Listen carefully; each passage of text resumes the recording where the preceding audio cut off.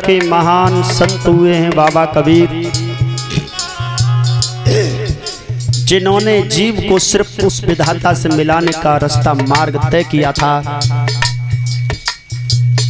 आध्यात्मिक विषय को लेकर के बाबा कबीर साहब ने शरीर पर बड़ी अच्छी कल्पनाएं की हैं। बाबा कबीर साहब कहते हैं, बता दे जामे बोलत है सुको है, क्योंकि ये शरीर नहीं तेरा है, न तू शरीर का है, ये मकान है, ये पंच तत्वों से बना है। जैसे अपना मकान तुमने बनवाया था, इसमें 10 लाख रुपए लगे थे। अब लोग कहते हैं कि मेरा तो मकान है, मुझे का किराया देना थोड़ी नहीं पड़ेगा। वो अपना मकान होता है तो किराया देने की जरूरत ही नहीं है। अरे साहब, किराया तो तुमने 10 लाख पहले ही बनवा दिया उसे।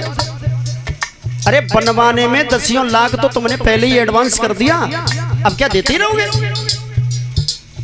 अरे किसी मालिक के मकान में तुमने 5 साल का एग्रीमेंट बनवा के तैयार पहले ही कर दिया, अब हर महीने की देने की तो कोई जरूरत नहीं है।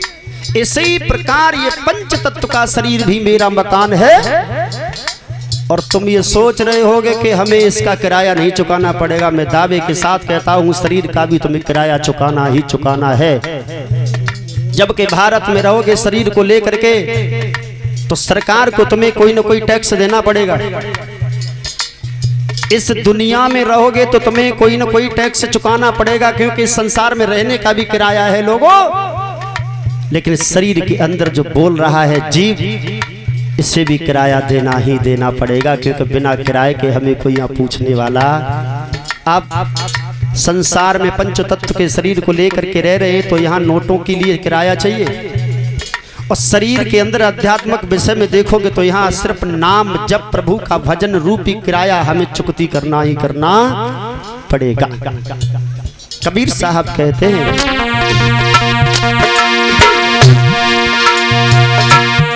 ए बताए दे जामे बोला तू है सो तू है, रे बताए दे जामे बोला तू है सो तू है, रे बताए दे भैया।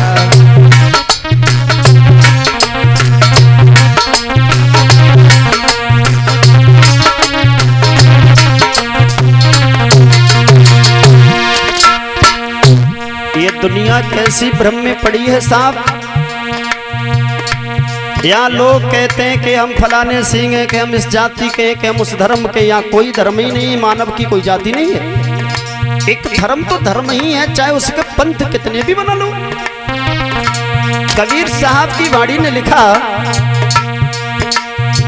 ना हिंदू ना मुसलमान है, ना जाने जम को है, ना हिंदू ना मुसलमान है।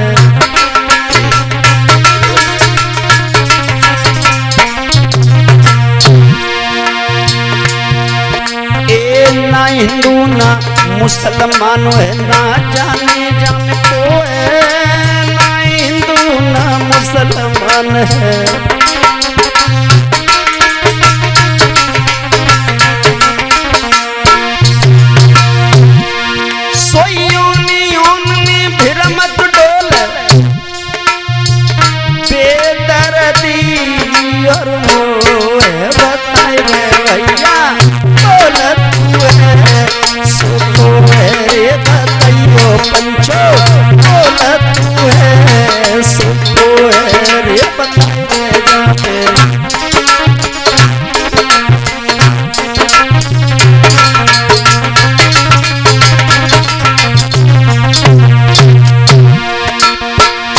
ये बात बड़ी काम की गाई है महान संतों ने।